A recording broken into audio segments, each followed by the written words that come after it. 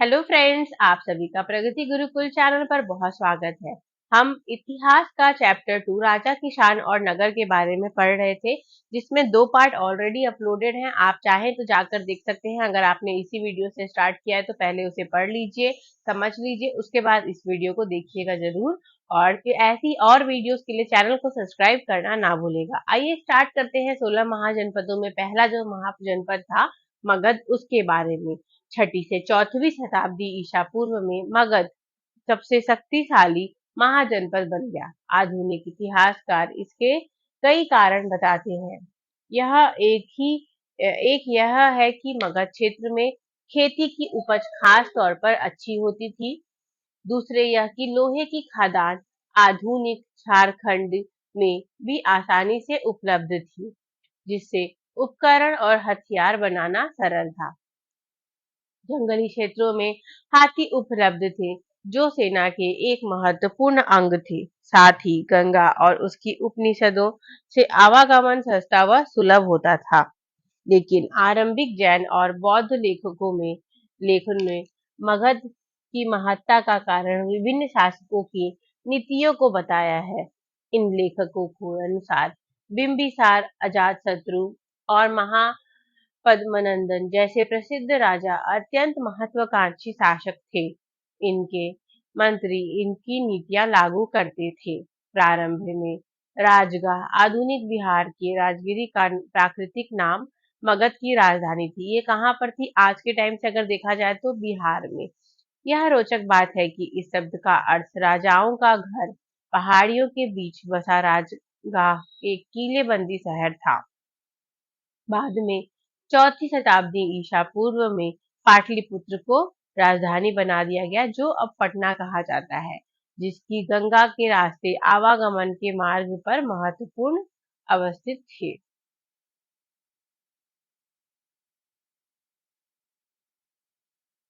ये उसका एक चित्र भी दिया गया है, जिसमें दीवार से किलाबंदी की गई है। ये यहाँ पे दिख रहा है।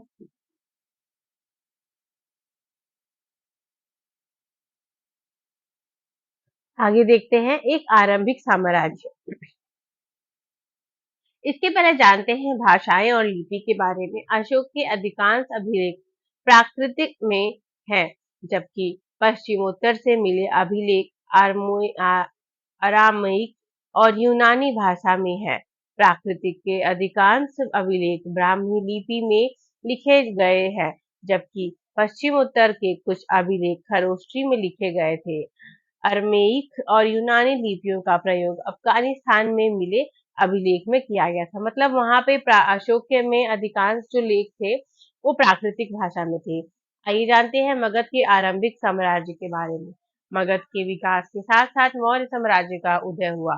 मौर्य साम्राज्य के संस्थापक चंद्रगुप्त मौर्य लगभग 321 ईसा पूर्व का शासन पश्चिम उत्तर से अफगानिस्तान और बलूचिस्तान तक फैला था। उनके पौत्र अशोक ने, जिन्हें आरंभिक भारत का प्रसिद्ध शासक माना था, वह कलिंग पर विजय प्राप्त किए थे। आइए जानते हैं कि मौर्य साम्राज्य के बारे में क्या क्या जानकारी प्राप्त करना था। मौर्य साम्राज्य के इतिहास की रचना के लिए इतिहासकारों ने विभिन्न प्रकार के स्रोतों का उपयोग किया, जिनमें पुरातात्विक प्रमाण भी शामिल है। विशेषताएं मूर्तिकला, मौर्यकालीन इतिहास के पुनर्निर्माण हेतु समकालीन रचनाएं भी मूल्यवान सिद्ध हुई। जैसे चंद्रगुप्त मौर्य के दरबार में आई यूनानी राजपूत मेगस्थनी द्वारा लिखा गया विवरण। आज इसके कुछ अंश भी उपलब्ध है।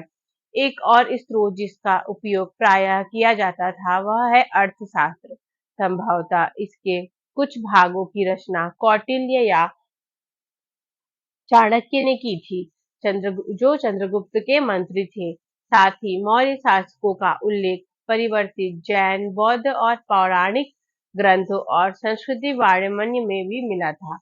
यद्यपि उक्त साक्ष्य बड़े उपयोगी है, लेकिन पत्थरों के स्तंभ पर अशोक के अभिलेख प्रायः सबसे मूल्यवान स्रोत माने जाते हैं। आज भी हम अशोक चिन्ह का यूज करते हैं। आप जरूर बताइएगा कि हम अशोक चिन्ह का कहाँ यूज करते हैं। तो आज के वीडियो में इतना ही। मिलती हूँ अगले वीडियो में। हम अगले वीडियो में अशोक सम्राट के बारे में पढ़ेंगे और प्रशासन के बारे में। Thank you. प्लीज सब्सक्राइब करिए।